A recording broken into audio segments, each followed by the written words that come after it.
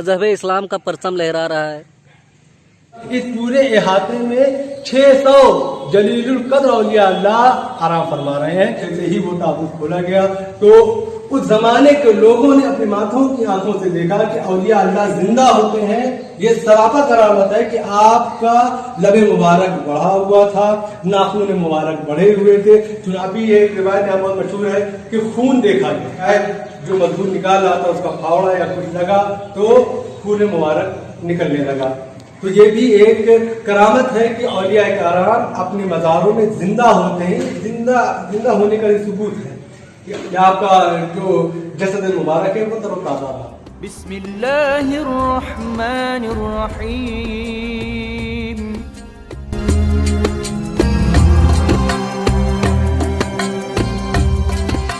तो कैसे हैं आप? उम्मीद है आप सभी अच्छे होंगे।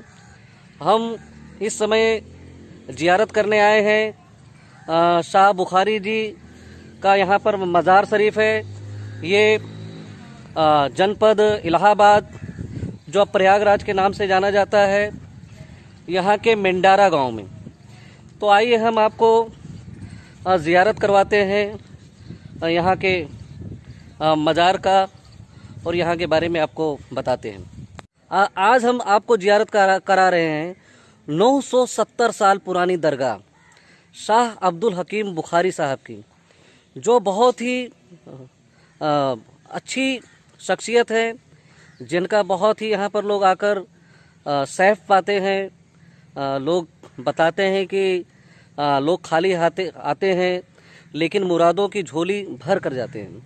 तो लॉकडाउन होने की वजह से वैसे यहाँ पर किसी को अभी फ़िलहाल आने की इजाज़त नहीं है। सरकारी पूरा नियम का पालन किया जा रहा है, लेकिन हम यहाँ पर ज़ियारत करने के लिए पहुँचे तो हमने कहा कि आपको हमारे जो पीर औलिया हैं उनकी ज़ियारत हम आपको करवा दें।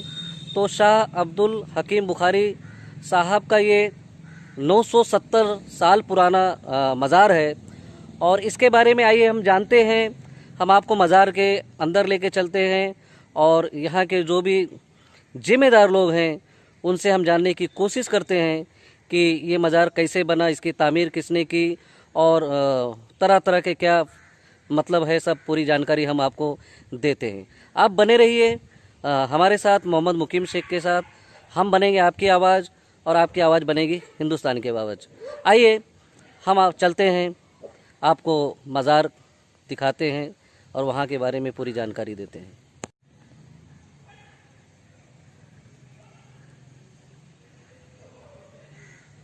ये मजहब इस्लाम का परचम लहरा रहा है। ये देखिए, ये शाह अब्दुल हकीम बुखारी साहब का मज़ार है और ये 970 साल पुराना है। 1050 में ये मज़ार यहाँ पर बनाई गई। जब से आप यहाँ पर बैठे हैं और काफ़ी पुरानी है। आपकी शख्सियत के बारे में जितनी तारीफ़ की जाए कम है। ये पूरा ग्राउंड है, ये आप देख सकते हैं, ये गेट है। और आप बने रहिए, हम आपको अंदर ले चलते हैं और ज़ियारत करवाते हैं। अस्सलाम वालेकुम। हमारे साथ में हैं मंसूर मियाँ के साहबजादे सैयद रागिब बुखारी साहब, जो यहाँ के जो 970 साल पुरानी जो दरगाह है, इस दरगाह के करामात के बारे में बताएंगे और यहाँ के बारे में आपको पूरी जानकारी देंगे। तो आइए शुरू करते हैं। आज भाई हिंदुस्तान न्यूज़ के एडिटर हैं, उनकी हाज़िरी आज आस्ताने आलिया शाहिया जलालिया बुखारिया मेंडारा शरीफ में हाज़िरी हुई है। ये जगह जो है इलाहाबाद शहर से तकरीबन 25 से 30 किलोमीटर दूरी पर लखनऊ हाईवे पर वाक़ मंसूराबाद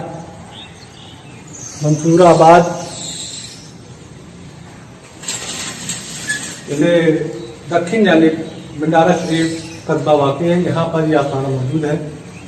यहाँ के जो मुल्ज़ आला हैं वो सैयद नशा अब्दुल हकीम बुखारी काजी चिश्ती नक्शबंदी सरबती सादी साहब हैं। आपकी विरासत बसादत 15 रमज़ानुल मुबारक 980 हिजरी में हुई। आपका जो नस्ब आली है वो हज़रत सैयदना इमाम हुसैन बिन हज़रत अली करमल्लाहु ताला वजहुल करीम तक पहुँचता है। आप इस हिंदुस्तान और पाकिस्तान के एक मशहूर बुजुर्ग जिनको लोग हज़रत मखदूम जलालुद्दीन बुखारी सुर्खपोश रहमतुल्लाह ताला अलैह, जिनका मजार मुबारक उस शरीफ में मुल्तान में है, उन्हीं की नस्ल से आपकी निस्बत है। सैयद शाह मखदूम जलालुद्दीन बुखारी सुरपोश के एक साहबजादे सैयद अहमद कबीर बुखारी, उनके 2 साहबजादे, एक का नाम मखदूम जलालुद्दीन बुखारी जानिया जहांगश्त और दूसरे का नाम मखदूम सैयद सदरुद्दीन राजो कत्ताल रहमतुल्लाह ताला अलैह। तो मखदूम सैयद सदरुद्दीन राजो कत्ताल रहमतुल्लाह ताला अलैह के एक साहबजादे मखदूम हुसामुद्दीन हसन कोही, जो परसखी गंगा पार में आज भी आराम फरमा रहे हैं, मद्दे खलाइक उनकी मज़ार बनी हुई है, वहाँ वो तशरीफ लाए, इस्लाम व सुन्नियत का काम किया। उसके बाद नस्ल चलते हुए सैयदना शाह सुल्तान मोहम्मद साहब इस मीनारा की सदरी को सरफराज किया। उन्हीं के नस्ल से सैयदना शाह अब्दुल हकीम साहब के रहमतुल्लाह ताला अलैह। आप मादाजाद वली हैं। इनके वालिद मोहतरम बुजुर्गवार का नाम सैयद सदरुद्दीन था। सैयद सदरुद्दीन रहमतुल्लाह ताला अलैह का निस्बत जो थी वो सैयदना शाह मखदूम हुसामुद्दीन मालिकपुरी रहमतुल्लाह ताला अलैह थे। आप रहमतुल्लाह ताला अलैह का विसाल जो है वो दिल्ली शरीफ में हुआ। उस वक्त आपके वालिदैन बाकायदे हयात थे। इस वजह से आपने वसीयत फरमाई बादशाह को कि हमारा जब इंतकाल हो जाए तो हमारी वसीयत याद रखना, मुझे मीनारा अपनी खानकाह में वापस भेज देना। बादशाह ने इसरार किया कि नहीं, आप यहीं आराम करना चाहिए, आपने अपनी जिंदगी के 20 साल यहाँ गुजारे। कहा हमारे वालिदैन हयात में है, लिहाजा हमें वापस भेज दिया जाए। चुनांचे आप बादशाह की तफारुक से उसने इंतज़ाम किया। इंतज़ाम करने के बाद तकरीबन 40 से 50 मुरीदीन आपके, 4 से 5 खुलफा आपके लाशें मुबारका को लेकर के वहाँ से रवाना हुए। तकरीबन 3 महीने की मुद्दत में वो मीनारा शरीफ आए। 3 महीने की मुद्दत में जब आपकी नाश मुबारक मीनारा शरीफ पहुंची तो चूंकि वालिदैन भी बाहयात थे और भी आपके अजीज़ वक़ारी बाहयात थे, उन्होंने कहा कि हम ज़ियारत करना चाहते हैं। चुनांचे जैसे ही वो ताबूत खोला गया तो उस जमाने के लोगों ने अपनी माथों की आंखों से देखा कि औलिया अल्लाह जिंदा होते हैं।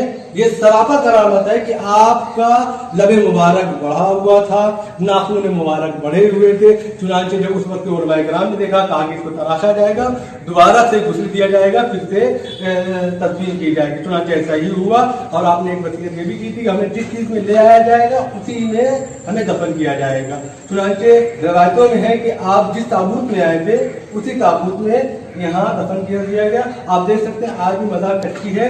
आपने वसीयत की थी कि मेरी मज़ार कच्ची ही रहनी चाहिए और मेरे ऊपर गुंबद नहीं होना चाहिए। आज देखिए इस पर गुंबद नहीं है, सिर्फ एक छत पड़ी हुई है। और आप जब इस खान यहाँ बैठ कर के इबादत और रियाजत अपनी जिंदगी में करते थे तो आपने एक इधर और एक उधर नीम लगाए थे, नीम के पेड़। नीम के पेड़ का आलम ये था कि वो नीम का जो ताल्लुक है वो है कड़वेपन से, लेकिन वो नीम ऐसी नीम थी वो मीठी हुआ करती थी और उसमें से खुशबू संदल की तरह से आती थी। ये अभी तकरीबन 15 से 20 साल हुआ कि वो नीम के पेड़ गिरा और उसी को अभी एक रिवायत यहाँ बहुत मशहूर है कि खून देखा गया। खून का ताल्लुक ऐसा है कि उसी जड़ को मतलब नीम को निकाला जा रहा था तो देखा लोगों निकालते शायद जो मजदूर निकाल रहा था उसका फावड़ा या कुछ लगा तो खून मुबारक निकलने लगा। तो ये भी एक करामत है कि औलिया कराम अपने मज़ारों में जिंदा होते हैं। जिंदा होने का ये सबूत है कि आपका जो जसद मुबारक है वो तरोताज़ा रहा। इसके अलावा इसके बाद फिर आपका विसाल आया।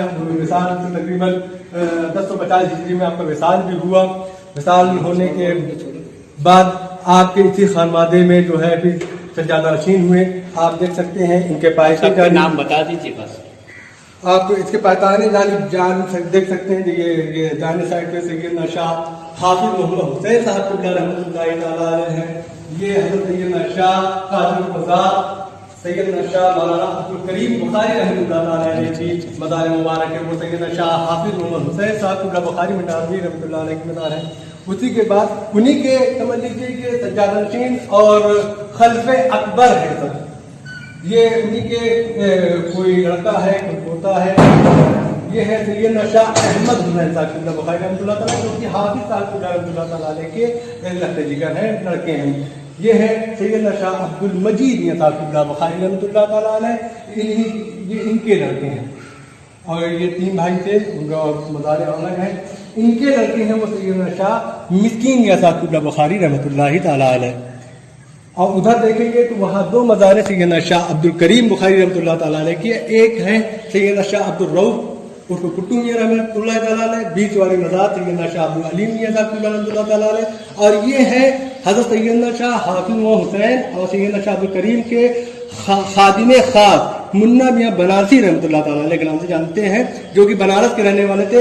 आपकी मोहब्बत में अपना उन्होंने वतन छोड़ दिया था, गैर मुस्लिम थे। आपकी अकीदत में इस्लाम को कबूल किया और आपकी गुलामी का पट्टा अपने घरों में डाला। सैयदना शाह अब्दुल अलीम के साहबजादे सैयदना शाह अमीरुल औलिया अमीरुल्लाह बुखारी रहमतुल्लाहि तआला अलैह। और ये है सैयदना शाह अब्दुल हमीद मियां साहब क़िबला बुखारी रहमतुल्लाहि अलैह, जो कि मिस्कीन मियां के भाई और अब्दुल मजीद मियां साहब क़िबला बुखारी रहमतुल्लाहि तआला अलैह के लड़के हैं, साहबजादे हैं। ये 2 जो मज़ार देख रहे हैं, ये सैयदना शाह मोहम्मद सादिक बुखारी रहमतुल्लाहि तआला अलैह की मज़ार मुबारक है। आपने वसीयत की थी कि हमको अब हमारे वालिद से पाइते एकदम पाइते जाने दफन करिएगा। तो सैयदना शाह अब्दुल हकीम बुखारी रहमतुल्लाहि तआला अलैह के ये साहबजादे की मज़ार इधर है। सैयदना शाह मोहम्मद सादिक साहब क़िबला रहमतुल्लाहि तआला, ये है सैयदना शाह अब्दुल गफूर मियां साहब क़िबला रहमतुल्लाहि तआला अलैह। ये आपके भाई हैं सैयदना शाह अब्दुल मजीद मियां साहब क़िबला, फिर उनके के लड़के मरहूम निज़ाम मोहम्मद निज़ाम साहब। इस तरीके का ये पूरा यहाँ निज़ाम वो है। एक 25 मज़ार है। ये भी आप हाफिज अहमद हुसैन साहब क़िबला रहमतुल्लाहि तआला अलैह की खानवाने के बहुत ही खानदान से भी थे और अकीदत मोहब्बत भी बहुत रखते थे। खिलाफत भी उनको थी। उनका नाम है शाह अब्दुल सऊद साहब क़िबला रहमतुल्लाहि अलैह की वो मज़ार है। इस तरीके से यहाँ पर तकरीबन बहुत सारे औलिया इकराम आराम फरमा रहे हैं। और एक बड़ी मोटी एक बात बताऊं कि जितने भी बुजुर्गानीन हैं, सब ने ये जो अहाता है, सब ने ये वसीयत की है कि आप लोग यहाँ ये ना देखिएगा कि यहाँ सिर्फ ये आस्थाना है, बल्कि आप ये हमेशा ये याद रखिएगा इस पूरे इहाते में 600 जलीलुल कद्र औलिया अल्लाह आराम फरमा रहे हैं। इस यही वजह थी कि सैयदना ये तो बात थी, लेकिन सैयदना शाह अब्दुल हकीम साहब क़िबला बुखारी रहमतुल्लाहि अलैह ने अपनी खानकाह के लिए जगह इसीलिए चुना। यहाँ 600 औलिया अल्लाह आराम फरमा रहे हैं, जो कि बज़ाहिर दिखते नहीं है, लेकिन जितने भी जीलन बादा जीलन लोग आते गए सब बताते गए। ये हमारे दादा की है।